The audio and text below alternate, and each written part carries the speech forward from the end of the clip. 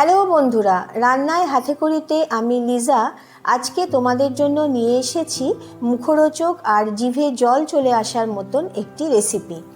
আমার অনুরোধ প্রত্যেকের কাছে ভিডিওটা পুরো দেখে আমাকে লাইক, শেয়ার ও কমেন্ট করে সাবস্ক্রাইব করার। চলো তাহলে রেসিপিটা দেখে নেওয়া যাক।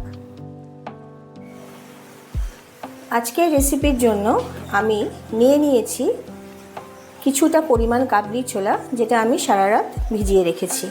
এবার এটাকে একটু সেদ্ধ করে নেব। কাবলি ছোলাগুলো ভালোভাবে ধুয়ে নিয়েছি।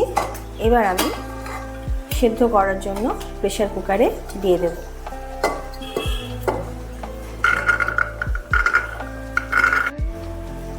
একটু ঈষদুষ্ণ জল আমি দিয়ে দিলাম। কাবলি ছোলাগুলো একটু ডুবে গেলেই আর জল দেওয়ার দরকার হয় না। এবার আমি প্রেসার কুকারে ঢাকা বন্ধ করে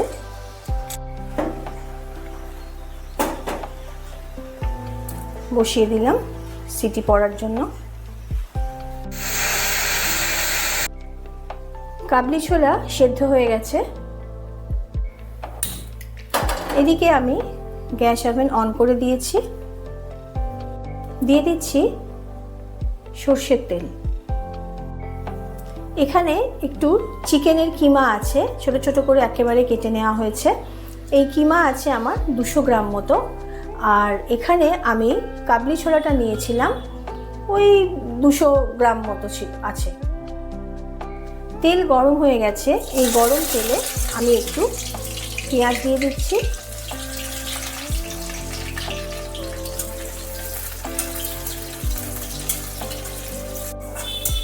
চার 5 মিনিট ভাজার পর পেঁয়াজটা যখন এরকম লাল হয়ে আসবে, তখন এর মধ্যে আমি দিয়ে দেব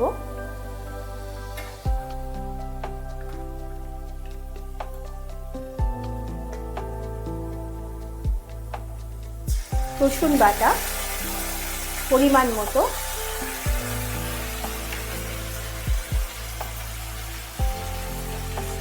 আর দিচ্ছি আদা বাটা।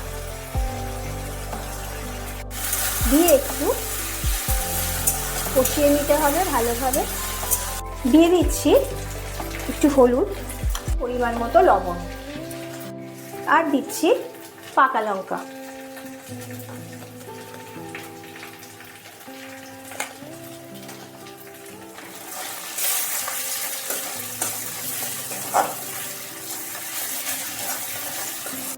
এবার আমি এর মধ্যে দিয়ে দিচ্ছি চিকেন কিমাগুলো।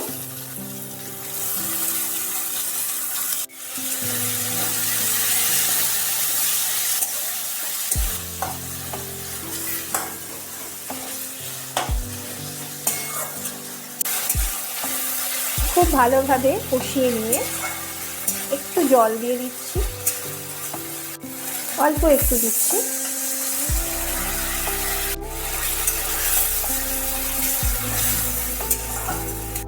চিকেনে আলাদা করে একটু মিষ্টি দিয়ে দিলাম।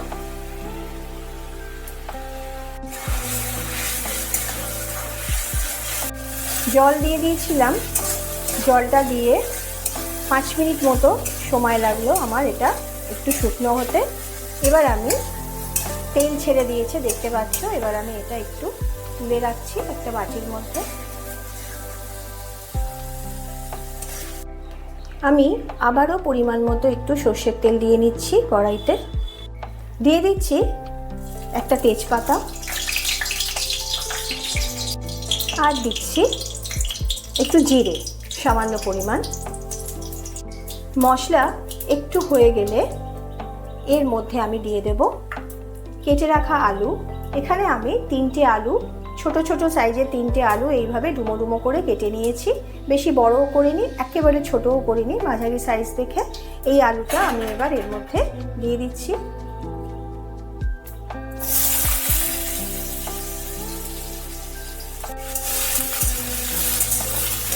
তোমরা যদি মনে করো যে কাবলি ছোলা আর চিকেন যেহেতু আছে সেহেতু তোমরা আলু দেবে না, তাহলে তোমরা আলু নাও দিতে পারো। আমি এখানে আলু একটু দিয়ে দিয়েছি।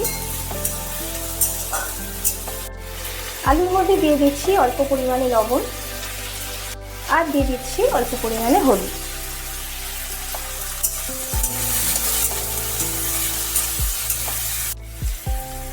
আমি এখানে স্লাইস করা পেঁয়াজ একটা একটু বড় দেখে এর মধ্যে দিয়ে দিচ্ছি। আলু আর পেঁয়াজ একসাথেই হবে, আলুটা একটু নরম হয়েছে তাই জন্য দিয়ে দিলাম এটা। তোমরা যদি মনে করো কেউ ফোড়নে পাকা লঙ্কা দেবে তাহলে দিতে পারো, আমি এখানে স্কিপ করে গেছি।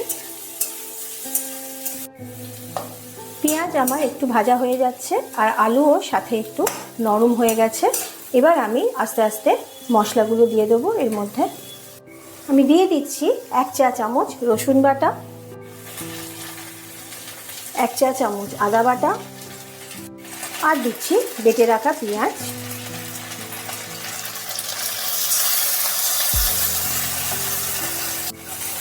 ছোট্ট দেখে একটা পেঁয়াজ আমি স্ক্র্যাপ করে নিয়েছিলাম, তার সাথে ছোট্ট একটা টমেটো স্ক্র্যাপ করে নিয়েছি, সেটাও আমি এর মধ্যে দিয়ে দিয়েছি। এবার ভালোভাবে একটু কষাতে হবে। গ্যাসের ফ্লেমটা আমি মিডিয়ামে রেখে দিয়েছি। আমি এখানে আর 1/2 চামচ মতো রসুন বাটা দিয়ে দিচ্ছি, চা চামচের 1/2 চামচ মতো। আর এই রসুন বাটার সাথে দিচ্ছি 1/2 চামচ মতো কাঁচা লঙ্কা বাটা।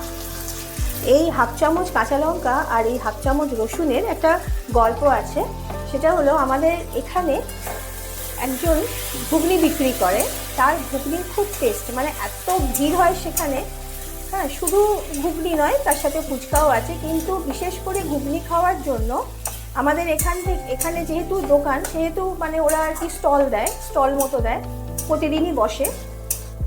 অনেক দূর দূর থেকে প্রত্যেক দিন প্রায় তোমার ওই 2 হাঁড়ি মতো ওরা নিয়ে বসে, শেষ হয়ে যায় তাও। মানে ধরো তোমরা যদি কোনো সময় 8:30টার পর যাও তাহলে কিন্তু ঘুগনি ওখানে পাবে না। তো এত ভিড় হয়, তো আমরাও মাঝে মাঝে যাই। আর বাইরের জিনিস খাওয়া তো মানে আমাদের খুব কমই হয়, বিশেষ করে আমার। হ্যাঁ, আমার উনি তো পছন্দ করেন না বাইরের জিনিস খাওয়া, বলে সবসময় বাড়িতে করে খাও, সেটা ঠিক আছে, কিন্তু বাইরে থেকে কিনে খাবে না। তারপরে আবার ঘুগনি বলে কথা, সেটা তো তাহলে আর খাওয়া যায় না। তো তাও মাঝে সাঝে চলে যাই, এখন আর যাওয়া হয় না, আগে বেশ কিছুদিন আগে যেতাম। তো তখন এমন অবস্থা, তখন এত ভিড় হতো। তো একদিন আমি জিজ্ঞেস করেছিলাম যে তোমাদের এখানে এত ভিড় হয়, তো এত ভিড় কেন হয়, তোমরা কি দাও বলো তো ঘুগনির মধ্যে যে এত ভিড় হয়? তো তখন বলেছিল যে সেরকম কিছুই না গো, তোমরা যেরকম বাড়িতে করো আমরাও সেরকম করি। আমি বলছি না, তাহলে এত ভিড় হবে কেন? কই আমাদের ঘুগনিতে এত টেস্ট হয় না, এত ভিড় হয় না। তো তখন বলেছিল এক কাজ করবে, পেঁয়াজ বাটা আর কাঁচা লঙ্কা, আর বিশেষ করে কাঁচা লঙ্কা আর রসুন, এই দুটো দিয়ে ভালো করে জিনিসটা কষবে। আমি বললাম কাঁচা লঙ্কা রসুন দিলেই কি সব শেষ, মানে একদম শেষ, ঘুগনি রেডি, খাওয়া যাবে? বললো না না, কাঁচা লঙ্কার পেঁয়াজটা ওরা না কিছুতেই বলে না। দেখবে তোমরা জিজ্ঞেস করে, যেখানে ধরো খুব ভিড় হয়, তোমরা যদি জিজ্ঞেস করো তার রেসিপি, ওরা কিন্তু কিছুতেই বলতে চায় না, ভাবে কি যে আমাদের বিক্রিটা কমে যাবে। যাই হোক, এটা সবার মধ্যেই আছে, তেমন কিছু ব্যাপার নয়। কিন্তু আমি এবার তারপর থেকে আমি যখনই কোনো চানা বলো বা ঘুগনি বলো যখন করি, আমি চেষ্টা করি ওই স্বাদটা আনার, কিন্তু মানে আসে না। হ্যাঁ, কোনো দিনই আসেনি আজ পর্যন্ত, ওই রকম ধরনের স্বাদটা আনতে পারি না। ভালো হয়তো হয় খেতে, কিন্তু ওই স্বাদটা আসে না। বলে না এক একটা রান্না, মায়ের হাতের রান্নাও একটা, মারা যখন রান্না করে তখন কিন্তু ওই স্বাদটা, আমরা যতই ভালো রান্না করি না কেন, ওই স্বাদ কিন্তু আনা যায় না। তো যাই হোক, সেই জন্যই আমি এই ঘুগনি, আজকে চানা ঘুগনি করতে গিয়ে, কাবলি ছোলা দিয়ে চিকেন দিয়ে করতে গিয়ে আমি যার জন্য এখানে রসুন আর তোমার লঙ্কা বাটাটা ইউজ করলাম, সেই গল্পটাই তোমাদের সাথে শেয়ার করলাম। আমি দিয়ে দিচ্ছি একটু কাশ্মীরি লঙ্কা গুঁড়ো, কালারটাও যাতে ভালো আসে। আর দিচ্ছি বাজার থেকে কিনে নিয়ে আসা কিচেন কিং মশলা। তোমরা নিশ্চয়ই পরিচিত এই মশলার সাথে। কিচেন কিং মশলা আমি 1 চামচ মতো এর মধ্যে দিয়ে দিলাম। আর দিয়ে দিচ্ছি, মাংস যখন নামিয়েছিলাম তখন কড়া থেকে ধুয়ে জলটা রেখেছিলাম, এই জলটাও দিয়ে দিলাম সাথে।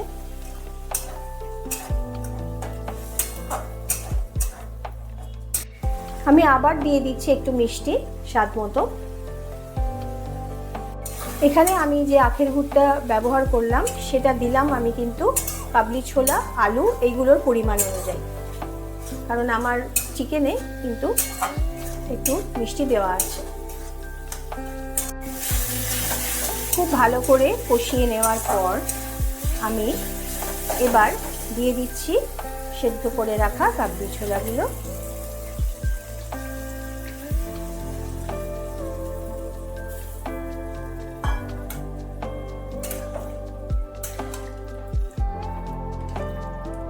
কাবলি ছোলা দেওয়ার পর আমার তরকারি ফুটছে। এবার আমি এর মধ্যে একটু দিয়ে দিচ্ছি টমেটো সস। আমি আর টমেটো দিচ্ছি না, টমেটো সস একটু দিয়ে দিচ্ছি এর মধ্যে।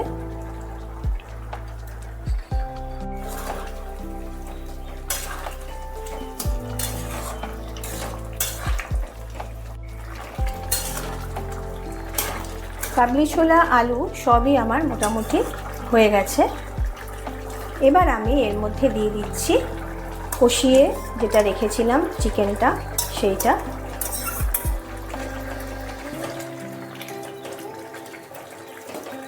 দিয়ে ভালোভাবে মিশিয়ে নিতে হবে।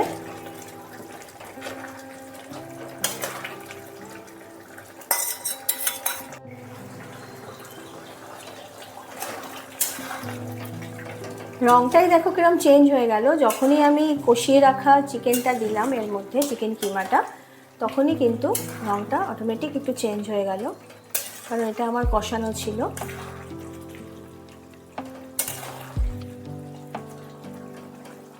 একটু ফুটতে দিলাম। শেষ পর্যায়ে আমি দিয়ে দিচ্ছি চা চামচের 1 চামচ মতো গরম মশলা।